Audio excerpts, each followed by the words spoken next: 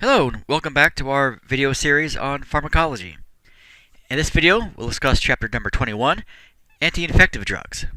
Learning objectives for this chapter: compare and contrast how different categories of antibiotic drugs kill bacteria, explain the significance of the beta-lactam ring and penicillinase, describe historical milestones in the development of penicillin, explain how various consumer, medical, and environmental factors produce antibiotic-resistant bacteria, compare and contrast how different categories of antiviral drugs act to treat HIV and AIDS. Describe the development of drugs used to treat HIV and AIDS. Describe the treatment of opportunistic infections associated with HIV and AIDS. Explain why fungal and yeast infections are often treated with the same drugs. When given the name of a well-known anti-infective generic drug, identify the trade name. When given the generic and trade names of an anti-infective drug, identify what drug category it belongs to and what disease it's used to treat. When given an anti-infective drug category, identify several generic and trade name drugs in that category. And lastly, when given an ending common to several generic drugs, identify the related drug category. Alright, we'll start off talking about sulfonamide anti-infective drugs. This is a group of drugs that inhibit bacterial growth. It's also known as bacteriostatic. And these are not categorized as an antibiotic drug because they don't kill bacteria. They just limit them from replicating, or they keep the numbers of bacterium at a static level. Some examples of sulfonamides would include folic acid. Now, folic acid will interfere with the growth of some bacteria that must manufacture their own folic acid. Now, human cells can utilize folic acid from sources outside their cell and are not affected by sulfonamide drugs. And folic acid drugs are effective against many gram-negative and gram-positive bacteria. And this is used to commonly treat otitis media in the ear, urinary tract infections, and meningitis. And these are also known as just sulfa drugs for short. Some examples of sulfa drugs would include sulfadiazine, or sulfasoxazole, which is known by its trade name of gantrinsin pediatric. And this drug is often combined with the generic drug trimethoprim to become the drug SMZ/TMP. And that combination is also known by its trade names of Bactrim and Septra. I mentioned a historical note. In 1934, a German researcher was screening chemicals for possible medicinal use. And during the process, a red dye used to color the cloth was tested, and it seemed to cure streptococcal infections in mice. This researcher's own daughter was dying at the time of streptococcal septicemia from pricking her finger. So in desperation, he injected her with this dye, and she recovered. The red dye was converted in the body into the anti-infective sulfa drug sulfonamide. And for this discovery, this researcher won the Nobel Prize. Now, until the introduction of penicillin, sulfa drugs were the only anti-infective drugs available to treat bacterial infections. Alright, now we'll talk about antibiotic drugs. And one kind we'll focus on here are the penicillin antibiotic drugs. Now, this is a group of drugs that will actually kill bacteria. And these share a common molecular structure of a beta-lactam ring. And how this class of drugs will work is they interfere with the cell wall that surrounds the bacterium. And this will disrupt the intracellular content, causing the cell death. Antibiotic won't affect human cells because human cells only have a cell membrane. We do not have a cell wall like bacterium do. Now, penicillin antibiotics are used to treat a wide variety of infections, including gram-positive infections, gram-negative infections, anaerobic bacterial infections, and sexually transmitted diseases. So this is known as a broad-spectrum antibiotic drug because they have the ability to kill a variety of different kinds of bacteria. Now, drugs in the penicillin category differ from each other in the following ways. Some are inactivated by gastric acid and can't be taken orally, such as the penicillin G drugs. Most of the drugs are inactivated by penicillinase, but there are some exceptions. Those exceptions include dicloxacillin, nafcillin, and oxacillin. And penicillinase is an enzyme that is produced by penicillin-resistant bacteria. This is also known as beta-lactamase because it inactivates penicillin by breaking their chemical structure at the site of the beta-lactam ring. Now, most drugs in the penicillin category have little antibiotic activity against gram-negative bacteria, and the only exceptions here include piperacillin and ticarcillin. Some common examples of penicillin antibiotics: amoxicillin, known by the trade names Amoxil or Moxitag; ampicillin, known by its trade name of Principin; dicloxacillin, nafcillin, oxacillin; penicillin G potassium, also known by its trade names of Permapin and Pfizerpin; penicillin G procaine; penicillin V, also known by the trade names of penicillin VK and Vtids; and piperacillin. In this image, you'll see the chemical structures of common types of antibiotics, and you'll see here the beta-lactam ring which is a very common structure found in all penicillin category drugs. So another form that you'll find antibiotic drugs given are in combination drugs. And what you'll find here is a penicillin drug and also a substance that will inactivate penicillinase. And some examples of this would include clavulanate potassium or clavulanic acid, sulbactam, tazobactam. Some examples of these combination antibiotic drugs: augmentin, which is a combination of amoxicillin and clavulanate potassium; timentin, which is a combination of ticarcillin, clavulanic acid; unicin, which is a combination of ampicillin and sulbactam; zosyn, which is a combination of piperacillin and tazobactam. And now we'll talk a little bit more in depth about different types of bacteria. One kind of bacteria that you can have are aerobic bacteria. And this kind must have oxygen to live. And this can be in either a gram-positive or a gram-negative form. And the differences between those two is how they stain histologically. When they go through a gram staining process, ones that are gram-positive will retain the crystal violet stain and appear violet to a bluish color. The ones that do not retain the stain and remain a reddish, pinkish color are gram-negative. You can also have anaerobic bacteria, and these can live without oxygen. Now, a drug from any category of antibiotics that is able to kill a variety of different types of gram-negative, gram-positive, anaerobic bacteria is known as a broad-spectrum antibiotic, or an extended-spectrum antibiotic drug. Historical note about penicillin: in 1928, the Scottish bacteriologist Alexander Fleming was looking for drugs that would inhibit the growth of the bacterium Staphylococcus. He finished his experiments and then went on vacation, after instructing his assistant to wash the culture plates that were soaking in the sink. When he returned back from vacation, the plates had not been washed, and one culture plate had remained above the water, and on it had grown a blue-green mold with a ring around it where the Staphylococcus bacteria had been killed. Fleming identified this mold as Penicillium notatum. However, he was unable to extract a drug from this. The mold itself contained only 1 part penicillin per 2 million parts mold. He wrote a paper about this finding, but it remained generally unknown to the scientific world. Now, during World War II, work on penicillin resumed. 2 researchers in England were afraid all the drug would be destroyed in the bombing of London, so therefore they smuggled some of the mold inside their coat jackets and brought it to the United States, where penicillin could be produced. A 43-year-old policeman was the first person to be injected with penicillin. He was dying of septicemia, which began as an abscess from being scratched on his face by a rose thorn. And penicillin was in such short supply that his urine was saved each day, and the penicillin in it was extracted to provide the next day's dose. So he ended up receiving the entire world's supply of penicillin. And he responded well to the treatment, but on the 5th day, the supply of penicillin ran out, he relapsed, and eventually died. Because the mold Penicillium notatum only grew on the surface of a culture medium, it had to be produced in many shallow bottles, and the yield was very small. Later, researchers found the strain Penicillium chrysogenum on a moldy cantaloupe in Peoria, Illinois. It was approximately 20 times more potent than the original mold and could be grown in much larger quantities. When the U.S. entered World War II in December 1941, the government took immediate control of the supplies and production of penicillin, and advised the Committee on Medical Research to distribute the drug carefully for medical investigation. The first small amounts of commercially produced penicillin became available in 1942. By the end of that year, 100 patients had been treated with it. On Wednesday, July 26, 1943, the Pittsburgh Press ran an article entitled "Penicillin Drug Hailed as Boon to Mankind." The article noted that penicillin took its place alongside the sulfa drugs as a deadly enemy of infection and disease. And by 1945, penicillin had become a household word, and the word antibiotic was coined as well. Another type of antibiotic drug that we'll talk about are the cephalosporins. And this is another group of antibiotics that will end up killing bacteria. And the way they work is they interfere with the cell wall that surrounds the bacterium, which will cause a disruption with the intracellular contents and will lead to cell death.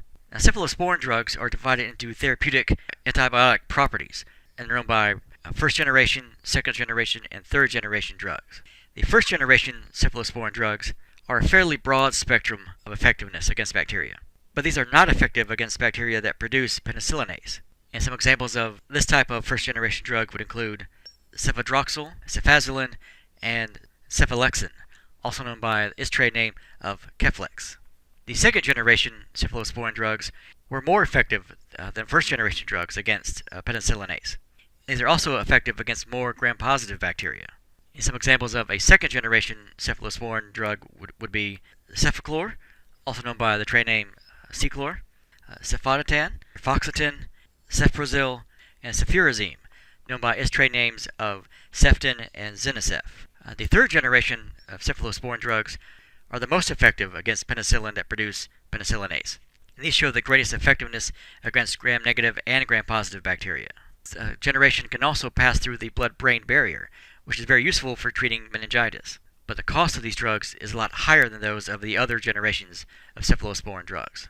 All right, some examples of a third-generation cephalosporin drug could be cefdinir, also known by its trade name of Omnicef, cefditorin, known by its trade name of Spectracef, cefepime, also known by its trade name of Maxipime, cefixime, known by its trade name of Suprax, and cefotaxime, known by its trade name of Clafuran. Other examples: cefodoxime, known by the trade name of Vantin, ceftazidime, known by the trade names of Septaz and Fortaz, ceftabutin, known by the trade name of Sedax, ceftazoxime, known by the trade name of Cefazox, and ceftriaxone, known by the brand name of Rocephin. Now, the fourth generation cephalosporin drugs are only effective against some gram-positive and gram-negative bacteria. An example of this kind of drug would be cefepime. And a fifth generation cephalosporin drug are only effective against some gram-positive bacteria. An example of this kind of drug would be ceftaroline, known by the trade name of Telflaro.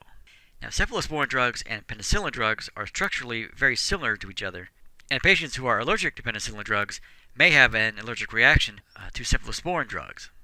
Now we'll mention a drug controversy about antibiotics. Most bacteria have developed resistant strains that are immune to certain antibiotic drugs. This has happened because antibiotic drugs have been so widely prescribed and are often prescribed for conditions that don't warrant antibiotic use. Many parents do not know that a viral infection can't be treated with an antibiotic drug, so they incorrectly pressure the doctor to prescribe an antibiotic drug, and sometimes the physician will give in to this pressure. A study conducted by the University of Tennessee found that pediatricians incorrectly prescribe antibiotic drugs 42% of the time. According to the Centers for Disease Control and Prevention, pediatricians will prescribe antibiotics more often if they perceive that parents expect their child to be given an antibiotic drug. The American Academy of Pediatrics guidelines state that educating parents is the single most important issue in reducing the overuse of antibiotic drugs. Many physicians now give parents pamphlets describing how antibiotic drugs are overused in order to convey the idea that just because they are not prescribing one doesn't mean they are receiving incomplete medical care. Also, antibiotic drugs are given to animals so that they can be housed in crowded conditions that would normally cause disease, and the meat from these animals contains traces of antibiotic drugs.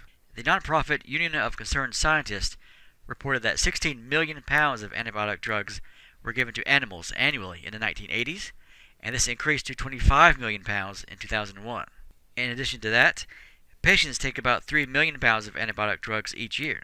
In 2013, the CDC noted that 2% of Americans develop an infection from disease-resistant organisms, and 23,000 of them will die from those infections. They found that 25% of prescriptions for antibiotic drugs were for a disease that antibiotics could not treat. Another class of antibiotic drugs we'll talk about are the aminoglycoside antibiotic drugs. This is a group of drugs that will kill bacteria, and the way they do so is they interfere with the synthesis of proteins in the bacterial wall. So this will disrupt the intracellular contents and will cause the bacterium to die. These are primarily effective against gram-negative bacteria. Now, some of these types of drugs, such as kanamycin and neomycin, are not absorbed from the intestines into the blood. So these are given orally as a bowel prep to inhibit bacteria prior to abdominal surgery. And this class of drugs is used to treat a wide variety of gram-negative and some gram-positive bacterial infections. Some examples of this type of drug: amikacin, known by the trade name of Amikin; gentamicin; kanamycin, known by the trade name of Cantrex; neomycin; paromomycin, also known by the trade name of Humatin; streptomycin; and tobramycin, also known by the trade names of Toprex and Toby. Now, all aminoglycoside antibiotics have the potential to cause toxic effects to either the auditory nerve, known as ototoxicity, or to the kidneys, known as nephrotoxicity. Now, patients receiving aminoglycosides are carefully monitored with hearing tests and blood tests for kidney function, such as creatinine and BUN. When calcium is taken at the same time as the aminoglycoside antibiotic gentamicin, it can increase the chances of developing nephrotoxicity. Some antibiotic drugs, and some antifungal drugs increase the blood-thinning effect of anticoagulant warfarin, also known by the name Coumadin. So this will increase the risk of bleeding by as much as 4 times. So how does a physician know what category of antibiotic to prescribe for each particular patient? The physician gives the patient a prescription for an antibiotic drug that seems appropriate for that patient's symptoms. So while the patient is still in the office, the physician will collect a specimen of the infected area and send it to a lab for a culture and sensitivity test. In the lab, the specimen, whether it be urine or blood or mucus, or pus, saliva, and so on, is swabbed onto a petri dish. The dish is allowed to incubate and grow colonies of the bacterium. The results show the bacterial colonies, and these are used to identify what bacterium or different kinds of bacterium are causing the infection. The bacterium is then swabbed onto another petri dish, and specific concentrations of antibiotics are added, and then this petri dish is then incubated. The antibiotic drugs that are effective against that bacterium will have a very large zone of inhibition, another term for a clear ring around their disc, where the bacterium was not able to grow. So the result of this lab test is sent to the physician. So the physician can then check to see if that preliminary antibiotic is the one that is most effective in treating that bacterium causing the patient's infection. If it's not the most effective, the physician will write a prescription for a different antibiotic drug. So now in this image, we have examples of petri dishes being inoculated and then colonies are being grown. As you can see here, all these are individual colonies of bacterium. And then these white discs each have different concentrations of antibiotics on them. And the one that has the biggest clear ring around it, which would be this one, has the biggest zone of inhibition. This would be the strongest antibiotic for this particular bacterium. So this one works really well, this one works okay, that one works a little, and these two barely work at all. So of the 5 antibiotics that are on this disc here, this one will be the one most likely to be chosen to be prescribed to the patient. Another kind of antibiotic drug are tetracyclines. These inhibit the growth of bacteria by inhibiting protein synthesis in the cell wall. And these are used to treat a wide variety of gram-negative and gram-positive bacteria, and some other bacterial infections as well. These are also prescribed for sexually transmitted diseases.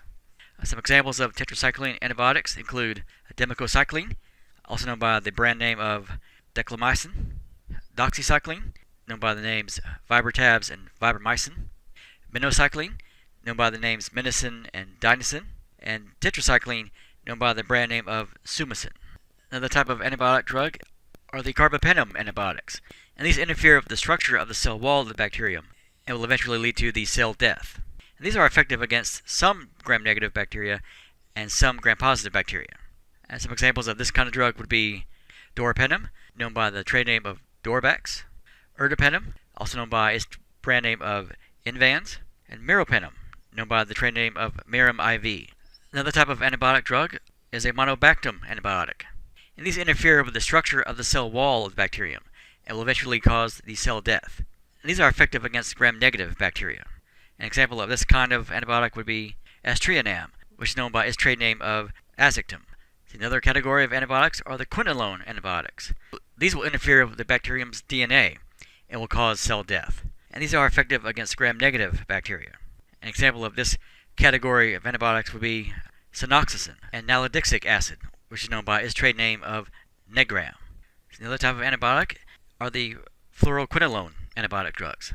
And these inhibit an enzyme that is essential to the bacterial DNA replication and will lead to the bacterium's cell death. And these are effective against gram-negative bacteria, some gram-positive bacteria, and also some other types of bacteria. And some examples of this type of antibiotics: ciprofloxacin, known by the brand name of Cipro; gemafloxacin, known by the name Factive; levofloxacin, known by the brand name of Levaquin; moxifloxacin, known by the brand name of Avalox; norfloxacin, known by Noroxin; and ofloxacin, known by the brand name of Floxin.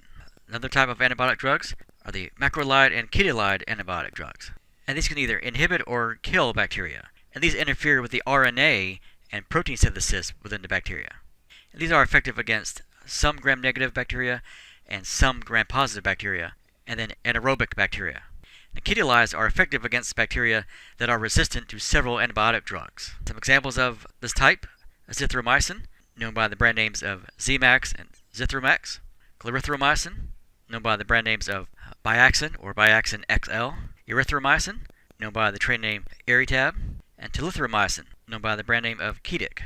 When it comes to antibiotic drugs, it's very common to see combination antibiotic drugs. And these will include an anti-infective and an antibiotic. And these will inhibit back-to-back steps within the bacteria that are needed for building cellular protein. And these are used against methicillin-resistant Staphylococcus aureus, or MRSA, bacterial infections of the skin. Some examples of a combination antibiotic drug would include Bactrim, which is a combination of sulfamethoxazole and trimethoprim. And drug Septa is also a combination of sulfamethoxazole and trimethoprim. Some other types of antibiotic drugs. The two drugs listed here and other drugs are used to treat gram-positive bacterial infections, in particular MRSA, such as clindamycin, known by the brand name Cleocin, and vancomycin, known by the name vancomycin. See, the bacterium Staph aureus is a gram-positive bacterium. And for years, this bacterium could be killed by the penicillin class of drugs. It has developed strains that were resistant to the penicillin drugs and to methicillin, which is the most common drug used in the penicillin category. So this resistant strain of bacteria is now named methicillin-resistant Staphylococcus aureus, or MRSA, MRSA. The MRSA causes serious and sometimes fatal infection in hospitalized patients, and now has been found in patients who are in other healthcare facilities and even at home. The MRSA exists in the noses of some healthcare providers who are not ill, but inadvertently pass it on to hospitalized patients whose immune systems are unable to combat it. Non-symptomatic healthcare providers with MRSA in the nose are treated with a topical drug, Bactroban, and infected hospitalized patients are treated with intravenous vancomycin or linezolid. Now, unfortunately, some strains of MRSA have now become resistant to vancomycin, and drug companies are racing to create a new antibiotic drug that can take the place of vancomycin in combating the resistant bacteria. All right, now we'll move on to drugs that are used to treat HIV and AIDS. Now, AIDS is eventually a fatal disease, and the HIV virus will attach to the CD4 receptors on helper T lymphocytes, and this will direct the lymphocyte to produce more HIV using the lymphocyte's own DNA. And as the newly produced viruses are released, the lymphocyte is destroyed. These newly released viruses will go on to infect more helper T lymphocytes, which will further weaken the immune system. So as this cycle continues, larger numbers of helper T cells are destroyed. So that means the action of the suppressor T cells, the CD8 lymphocytes, is unopposed. So this throws off the balance of the CD4s versus the CD8 lymphocytes. So this will further suppress the immune system. And although the person's body will produce antibodies against HIV, the immune system is never able to eradicate the virus. HIV transmission, there are multiple routes for transmission. It can include contact with an infected individual. It could be contact with contaminated blood, used needles. An infected mother transmits the virus to the fetus or to a breastfeeding infant. Some historical notes about HIV and AIDS. In 1984, although there were only 3,000 reported cases of AIDS in the United States, researchers at the National Cancer Institute, including the co-discoverer of the virus, Dr. Robert Gallo, approached Burroughs Wellcome, a drug company, to develop a drug to treat AIDS. Although the other drug companies were also approached, they're concerned about working with the deadly virus, as well as apparently limited use for a drug at the time, resulted in an unenthusiastic response. Burroughs Wellcome, however, responded to the request and tested many different drugs, one of which was AZT. Now, AZT is actually a trade name, and it's also sold under the trade names Zidovudine and Retrovir. Now, this drug was originally synthesized in 1974, tested as a treatment for cancer, but it wasn't effective. And other uses for it were never investigated, so it simply just sat on the shelf. In 1986, clinical testing of AZT was begun using a double-blind study in which severely ill AIDS patients were divided in two groups. One group received AZT, while the control group received a generic placebo. Shortly after the study was begun, it was stopped when it found that those in the control group had a 40% mortality rate, while those receiving AZT only had a 6% mortality rate. In March 1988, just 4 months after the new drug application was filed, the FDA approved AZT. Burroughs Wellcome chose the generic name Zidovudine for the new AIDS drug and the trade name Retrovir. And the trade name Retrovir is a reference to the fact that AIDS belongs to the class of retroviruses. Now, originally, HIV-positive patients were not begun on any kind of drug therapy until they were symptomatic. But later, the standard treatment was to treat patients with one antiviral drug as soon as the diagnosis of HIV was made. The first study of a combined drug therapy showed that using 2 or more antiviral drugs increased a low CD4 cell count so much that the combination therapy became the standard form of treatment in 1996. Now, a person who is infected with HIV will remain without symptoms for 4 to 5 years. And at this point, there's a progressive decrease in the number of T lymphocytes. And some common symptoms of someone with HIV, fever, night sweats, weakness, diarrhea, weight loss, fatigue, and swollen glands.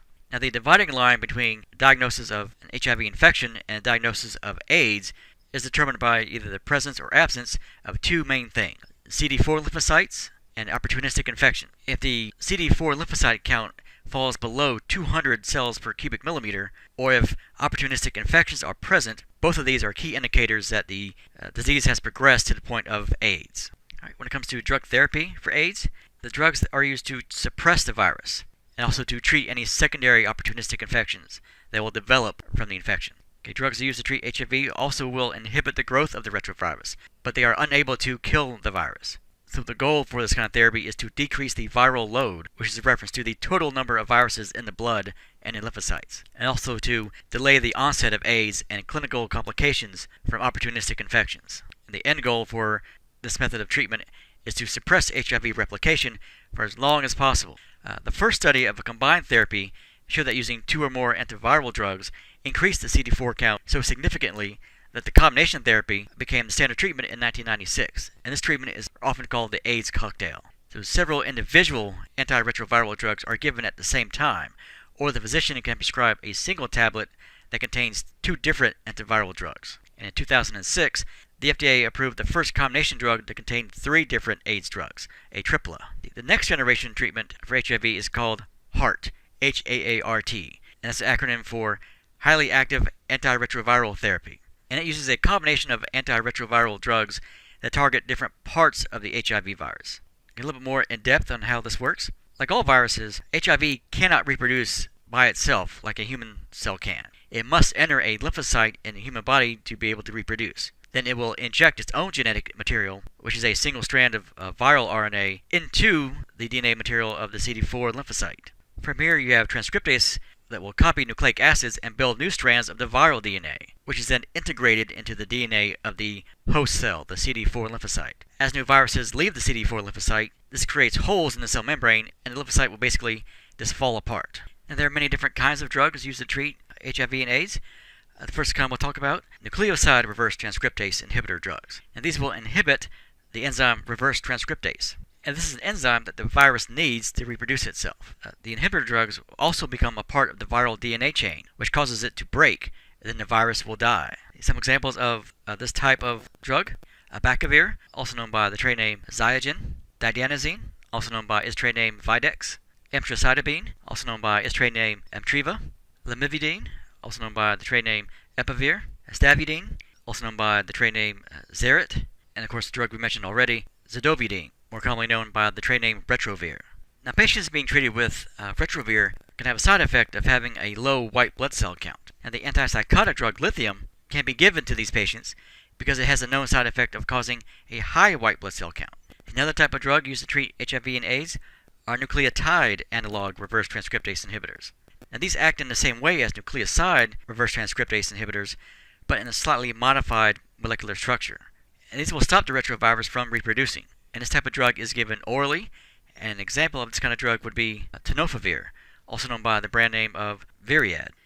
Another type of drug used to treat HIV and AIDS are non-nucleoside reverse transcriptase inhibitors. And these will bind directly to reverse transcriptase. This is an enzyme that is necessary to reproduce viral DNA. So it will disrupt the activity of the enzyme, and therefore the virus will die.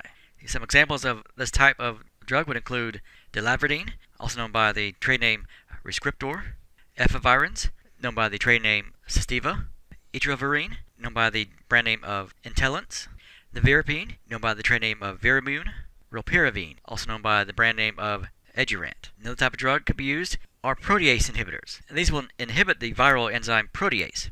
And protease is the enzyme that will normally break down proteins in the virus to help reassemble the virus before it can be released from the host cell. So this is an important last step that must happen before the virus can be fully reproduced. So without protease being available to function properly, the virus can't replicate, and then the virus will die. And some examples of protease inhibitors include atazanavir, also known by the brand name of Reataz, darunavir, known by the brand name of Persista, fosamprenavir, known by the trade name of Lexiva, indinavir, known by the trade name of Crixivan. Some other examples of protease inhibitors, nalfinavir, known by the name Viracept, rotanavir, known by the brand name of Novir, sequinavir, known by the brand names of Invirase and Fortivase, and tipranavir, known by its trade name Aptevis.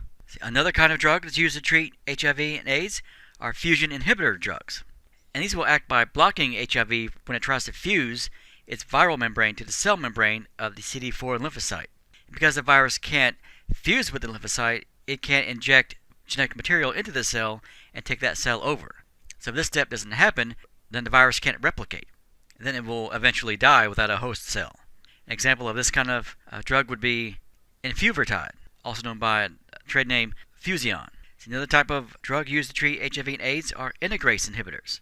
And these kinds of drugs are also known as integrase strand transfer inhibitor drugs. And without the enzyme integrase, the retroviral DNA, the strand is complete, but it can't take over and direct the cellular activities of the CD4 lymphocyte. So if they can't take over the cell, it can't finish reproducing itself, and then eventually will die. And some examples of this kind of drug would be dolutegravir, also known by the brand name Tivicay, and raltegravir, known by its trade name Icentris. So another kind of drug used to treat HIV and AIDS are cellular chemokine receptor antagonist drugs. And these act by binding to and then blocking cellular chemokine receptors on the CD4 lymphocyte. An example of this kind of drug is Maraviroc, also known by the trade name of Celsentry. You can also have multiple combination drugs that are used to treat HIV and AIDS, such as Atripla, which is a combination of efavirenz, emtricitabine, and tenofovir; Comavir, which is a combination of lamivudine and cidovudine; Epsicom, which is a combination of abacavir and lamivudine; Kaletra, which is a combination of lopinavir and ritonavir; Trazavir, which is a combination of abacavir, lamivudine, and cidovudine; Stribild, which is a combination of elvitegravir, cobicistat, emtricitabine, tenofovir; and Truvada, which is a combination of emtricitabine and tenofovir. Now we'll mention a drug alert about two of these combination drugs. Kaletra is a combination drug that contains two protease inhibitor drugs. Now this drug can cause life-threatening reactions if it's taken with these other drugs listed: rifampin, St. John's wort, Zocor, Halcyon, phenobarbital, or dexamethasone. Stribild is also known as the quad pill because it contains 4 different drugs. And one of the drugs, cobicistat, is not an antiviral drug. Instead, it's there to prolong the action of the antiretroviral drugs by inhibiting enzymes in the liver that would normally inactivate and metabolize elvitegravir. And now we'll talk about drugs used to treat conditions that are related to HIV and AIDS. Now these uncommon diseases have an unusual opportunity to attack the compromised immune system of patients with HIV. So they're known as opportunistic infections. So HIV patients are prone to developing rare cancers such as Kaposi sarcoma and Burkitt's lymphoma. Another condition is AIDS wasting syndrome, which is characterized by weight loss and a loss of muscle mass. The first condition we'll talk about, cytomegalovirus retinitis, or CMV. Now this condition, quite common. Most people are exposed to this at some point in their life, and it's usually not that big a deal. It's usually only a big deal when people contract it when they already have a compromised immune system, like those patients with HIV. And the drugs that are listed here are used to prevent CMV infections in AIDS patients and also patients with organ transplants.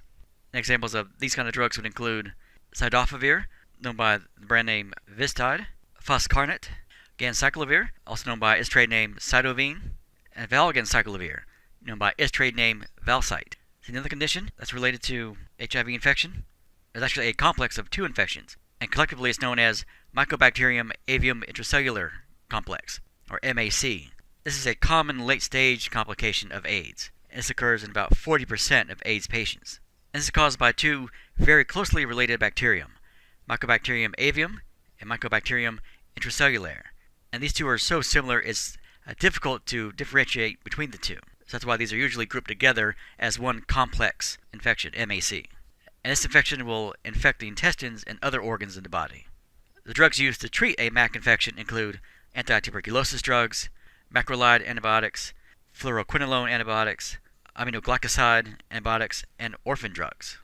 And some of these drugs can also include amikacin, known by the trade name Amikin, azithromycin, known by its trade name Zithromax, erythromycin, known by the name Biaxin, and rifabutin, known by its trade name Mycobutin. Another condition that's opportunistic for patients with HIV, pneumocystis jirovecii pneumonia. And this condition is formerly known as pneumocystitis carinii pneumonia, or PCP. Now this is the most serious infection and complication of AIDS, and this will eventually affect about 3/4 of all AIDS patients. Now this is a fungus that is incredibly common in the environment. and for most people is never a concern at all. Very rare that it causes any kind of issue for the average healthy person.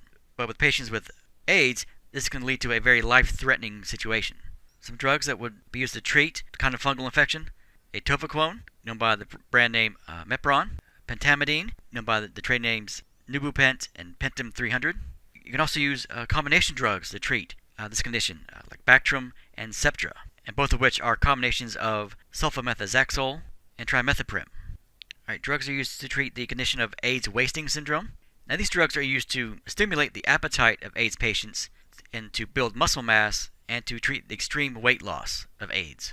And some drugs that would be used for this kind of condition: dronabinol, known by the trade name Marinol; megestrol, known by its trade name Megace; oxandrolone, known by its trade name Oxandrin; oxymethylone, known by its trade name Andadrol 50; somatropin, known by its trade names Biotropin Serostim.